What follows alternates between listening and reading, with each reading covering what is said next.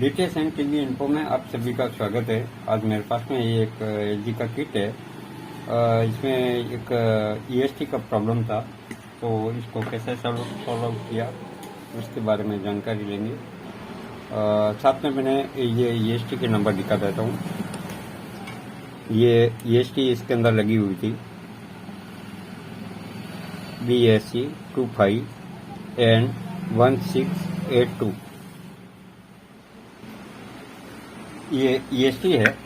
इसमें एक बहुत ये किट को रिपेयर करने में मेरे को बहुत इसने परेशान कर रखा था। कर रहा हूँ, मेरे को 20-25 साल का जो अनुभव है, वो अनुभव से भी केवल कहने का मतलब है कि इसको बहुत ही जटिल क्रिया के साथ में इसको रिपेयर करना पड़ा। बहुत टेंशन, बहुत टाइमिंग मेरा खराब किया और बहुत सारे एस आउट उड़ा दिए। ये समझ लो ना, मेरे पास में 3 एस आउट उड़ा है। ये काफ़ी नुकसान भी किया इसने। मैंने नई ईएसटी भी लगा दी थी, तो भी ये प्रॉब्लम सॉल्व आउट नहीं हुई थी। तो फिर मेरे को ये मैंने इसको रिपेयर किया है। तो क्यों नहीं, शायद पुराने टेक्नीशियन हो चाहे नए टेक्नीशियन हो, इस वीडियो को आप जरूर देखें, ताकि आपको भविष्य में भी कभी भी जब काम करते हो उस टाइम में आपको प्रॉब्लम नहीं हो। एलजी के किट के अंदर कभी कभार ऐसा कोई फॉल्ट पैसेज फंस जाती है, जिसको आप और हम सॉल्व करने के लिए काफ़ी प्रयास करना पड़ता है। ये हमारा ये डेली का वर्क है। कोई नई बात नहीं है। डेली हम लोग ईएसटी डालते हैं, नॉर्मल चीज़ है। आपको भी पता है, मेरे को भी पता है कि ये नॉर्मल चीज़ है, ये प्रक्रिया हम करते हैं। लेकिन कई बार ऐसे सेट आ जाते हैं जो इसको आसानी से हम लोग रिकवर नहीं कर पा रहे हैं। तो इसके अंदर क्या समस्या थी, इसके बारे में हम जानकारी लेंगे। आखिर में इसके अंदर क्या समस्या के कारण मेरे को ये परेशानी का सामना करना पड़ा, इसके बारे में आपको ज्ञान होना चाहिए। ये पहले ईएसटी है, इसके आउटपुट कितने क्या है वो मैं आपको बता देता हूँ। ईएसटी के सभी पॉइंट है। मैंने अभी जो ईएसटी लगाई है, इसके मैं नंबर बता देता हूँ आपको ये दिखाई देता होगा शायद। एक बार ये चेक कर लेता हूँ आपको।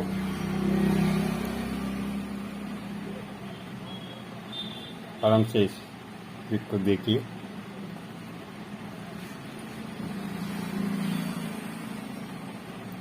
ये नंबर है जो मैंने लगाया अभी नए।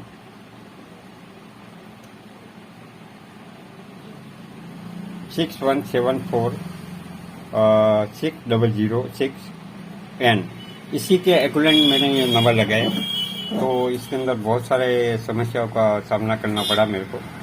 इसके लिए भविष्य में आप लोगों को ऐसी कोई समस्या हो तो आपको भी ध्यान में रहे। इसी के कारण से मैंने ये वीडियो बनाया है, ताकि आपको भी ऐसी टेंशन नहीं हो। ये किट को आराम से देख लीजिए। ये किट एक बात पर्टिकुलर जो भी है, ये पावर सप्लाई है। ये पावर सप्लाई यहाँ 1 ओम की रेजिस्टेंस लगी हुई है। यहाँ से ये सीधा यहाँ जंप लगा हुआ है। यहाँ से जंप है, वापिस यहाँ पे आ रहा है। देखो यहाँ पे 110 आ रहा है और यहाँ से एस आउट पे जा रहा है। आराम से देखना आप। ईएसटी के नंबर आपको वापिस बता दूँ। ये ईएसटी है BSC 25 and 1642 1682। ये ईएसटी के नंबर है और इसी से मैंने ये बाहर निकाली है। तो यहाँ पे देखो, ये इसके करंट एस आउट के लिए ये निकला है और ये 110 की सप्लाई है। इसी के साथ में ये 14 वोल्ट ये वर्टिकल की ये दोनों सप्लाई है और ये 180 वोल्ट है। यहाँ पे देख लीजिए आप, यहाँ पे 180 वोल्ट है। 180 वोल्ट के साथ में ये ग्राउंड है। ग्राउंड के साथ में ये खाली पोल है। और ये ईएसटी आपको पता है कि अल्ट्रा स्लिम के अंदर भी लगती है। तो ये पोल्ट अल्ट्रा स्लिम के लिए काम करता है। और ये ABL है और वापस ये हीटर की सप्लाई है। ये यहाँ से हीटर आ रहा है, यहाँ से यहाँ है। और ये ये डायोड है वो 180 वोल्ट के लिए। ये दोनों यहाँ पे रस्टर लगी हुई है, रस्टर के साथ में ये डायोड लगा हुआ है, ये वर्टिकल की लाइन पे जा रहा है। तो इसके अंदर मैंने ये पूरा सेक्शन को देख लिया, साथ में इसके जो ये 180 वोल्ट यहाँ के कैपेसिटर है, सभी डायोड और इसके कैपेसिटर और टोटली जो ओरिजिनल विभाग के हैं वो मैंने पूरे के पूरे चेक कर डाले। उसके बाद में भी ये EST चालू नहीं हो रही थी। अंत में मैंने EST के साथ में ये PF और ये सब सेट पूरा का पूरा नया ला के लगाया। EST नहीं लगाई, इसके PF नए लाए और एस आउट मैंने 4 नए लाए। लेकिन इसके लगाने के बाद में भी ये सेट वैसी कंडीशन में ही था। एक्चुअली हुआ क्या, मैं जो PF नया खरीदा था वो भी खराब निकला मेरा। ऐसा बहुत कम होता है, हम लोग नया सेट डालने के बाद में भी ये प्रॉब्लम आती है। तो इसके बाद में आपको मेन इसके कारण आपको समझना होगा कि इसके मेन कारण क्या होता है जिसके कारण से ये प्रॉब्लम आती है। सबसे पहले तो आपको ये यहाँ पे PF लगा हुआ वो साइड में लगा दिया, ये दोनों PF को आपको चेक करना है। और साथ में एक योग का भी बड़ा कारण रहता है, अगर योग खराब होगी तो भी आपके ऐसा बार बार उठता रहेगा। इसके साथ में अगर आपका वोल्टेज ड्रॉप कर रहा है तो आपको इसके आउटपुट से जुड़े समस्या, आउटपुट से जुड़े जितने भी डायोड है और रजिस्टर है इसको चेक करना पड़ेगा। तभी कि अगर ये डायोड भी डैमेज है तो भी इसके आउटपुट नहीं निकलेंगे, ये भी प्रॉब्लम आती है। साथ में इसका जो यहाँ से सप्लाई निकलती है, इसको दिया हुआ है यहाँ, ये सप्लाई यहाँ आ रही है,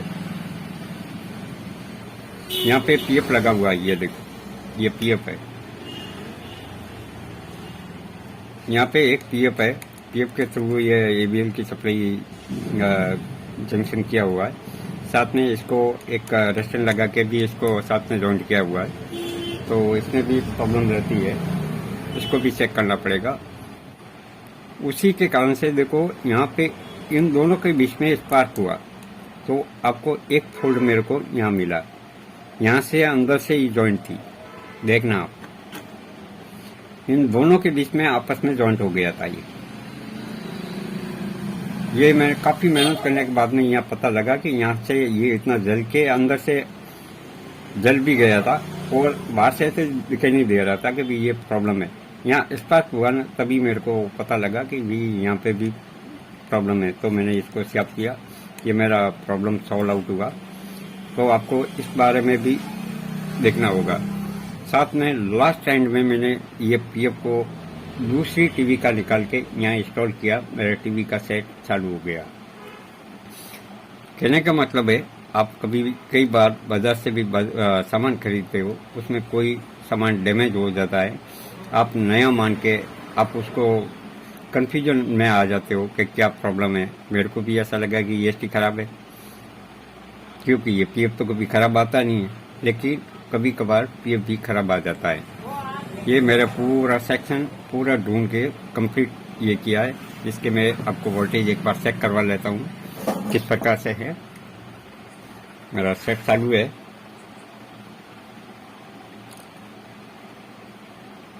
सेट हमारा चालू हो गया है। इसको एक बार चेक कर लेते हैं वोल्टेज।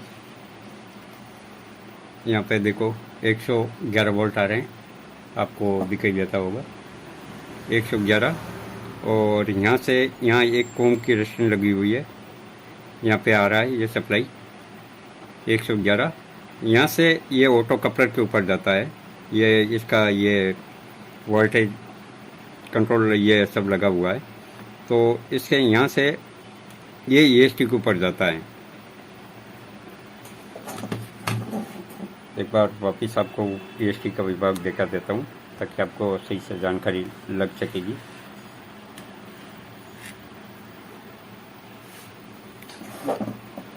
अब आपको EST के आउटपुट कितने क्या निकल रहे हैं वो आपको जानकारी मिल पाएगी। EST के साथ में देखो यहाँ से ये 110 वोल्ट इन हो रहा है, 110 वोल्ट, और यहाँ से जो 110 के साथ में यहाँ पे एक रेजिस्टेंस लग के आउट हो रहा है। देखो 31 वोल्टेज आउट हो रहा है।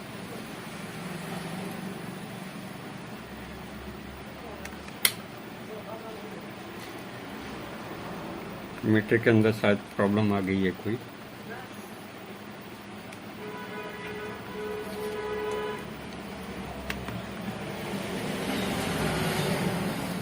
इकतीस वोल्टेज है। साथ में ये वर्टिकल के देखो, वर्टिकल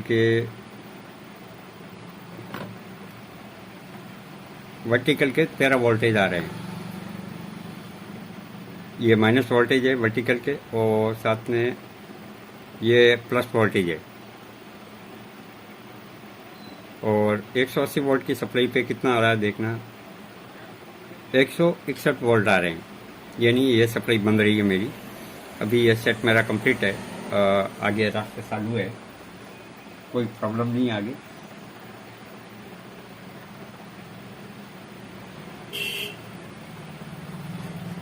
ये पीएफ मैंने दूसरा लगाया है। साथ में ये टीवी है जो आपको ये टीवी दिखे दे रही है। ये टीवी में एलजी का किट दूसरी टीवी के अंदर लगा के इसको सेट किया है, ताकि मेरे को ओरिजेंटल विभाग ये योग का प्रॉब्लम है।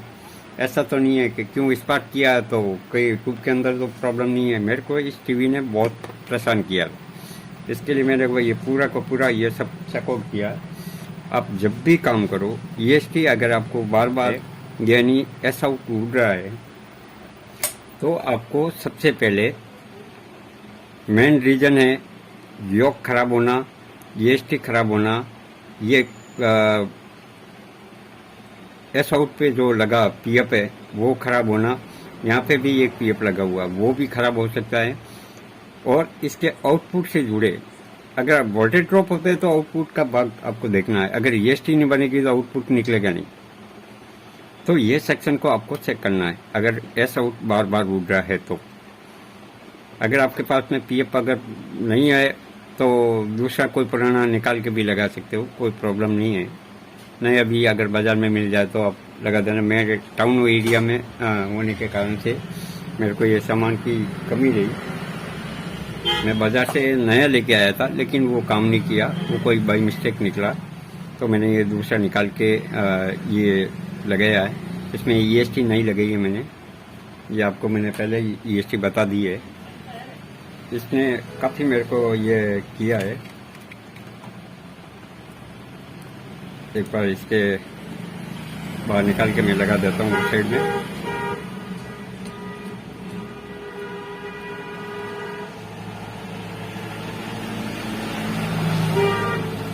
मेरा आयरन बंद हो गया है। साथ में ये वर्टिकल की लाइन है। ये मैंने कई बार ऐसा होता है तो मैं वर्टिकल की आईसी भी बाहर निकाल दी थी। इसके जितने भी आउटपुट के कनेक्शन निकलते हैं वो सब ओपन कर दिए थे मैंने। उसके बाद भी सेक्टर ऑन नहीं हो रहा था। अगर बाई चांस आगे का जो आउटपुट सेक्शन है, आउटपुट के अंदर कोई प्रॉब्लम हो सकती है, लेकिन उसके अंदर कोई प्रॉब्लम नहीं थी। यानी जटिलता यहाँ पे आप नया लगाया वही ये गड़बड़ आ गया था, जिसके कारण से ये प्रेशर दिया मेरे को। तो अभी कभी भी भविष्य में काम करो तब आप परेशान नहीं हो, इस बारे में आप हमेशा ध्यान रखें। इसी के कारण से ये ज़्यादा प्रॉब्लम होती है। अगर आपको बार बार ऐसा उड़ रहा है तो आप मान के चलिए यही समस्या पुराने टेक्नीशियन है उनको तो पता है, लेकिन कई बार जो पुराने टेक्नीशियन है ऐसे पेचीदगी के अंदर फंस जाते हैं। जैसे मेरे को भी 30 साल का अनुभव के साथ में मैं काम कर रहा हूँ, लेकिन कई बार ऐसा होता है कि हमारी जो ये कारीगरी है यहाँ के खुद एक प्रोसेसिंग लगा देती है, इतने टाइम से आप काम कर रहे हो क्या वो। ये एक बहुत बड़ी प्रॉब्लम है। ये नॉर्मल चीज़ है और रनिंग है, आप और हम डेली काम करते हैं, लेकिन कभी कभार ऐसी समस्या आ जाती है जो आपको परेशान करती है। इसको खोल के मैं उस साइड में लगा देता हूँ, फिर आपको ऑन करके दिखाऊंगा।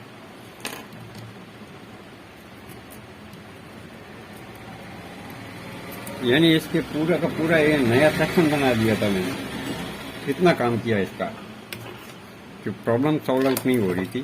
तो समस्या जब तक सॉल्व नहीं होगी जब तक आपको कुछ न कुछ काम करना ही पड़ेगा, लेकिन रीज़न आपको पता होना चाहिए कि किन कारण से ये समस्या आती है। आज वीडियो ज़्यादा लंबा हुआ है, लेकिन ये समस्या ऐसी ही बनी हुई थी, जिसके कारण से मैं आपके लिए ये वीडियो बनाया है, ताकि कोई टेक्नीशियन भाई ऐसी समस्या से अगर कोई समस्या उनके सामने आती है तो ये सॉल्व कैसे किया जाता है, इसके बारे में पूरा सब डाटा मैंने दिया है, ताकि भविष्य में भी कोई टेक्नीशियन अगर ऐसी समस्या का सामना करना पड़े तो उनको भी परेशान न होना पड़े। आप अगर आप पहली बार हमारा यूट्यूब चैनल देख रहे हो तो प्लीज़ सब्सक्रिप्शन ज़रूर करें और घंटी पे क्लिक ज़रूर करें, ताकि नोटिफिकेशन सबसे पहले आप तक पहुँचे।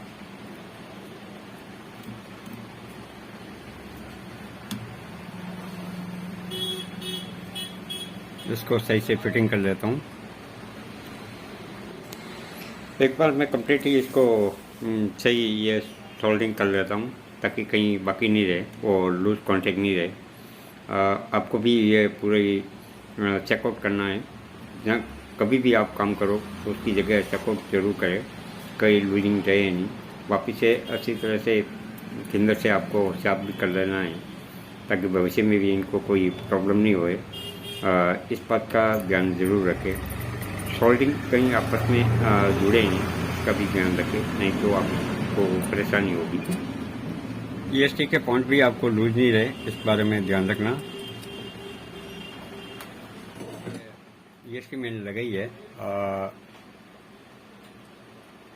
इसके नंबर आपको बता देता हूँ, 61746006N।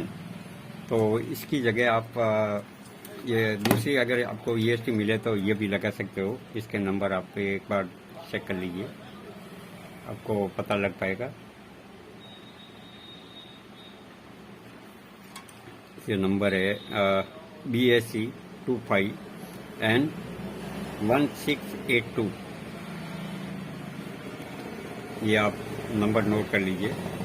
और ये दोनों सेम ही हैं। इसके आउटपुट भी आपको बता देता हूँ कैसा क्या निकलता है इसका आउटपुट।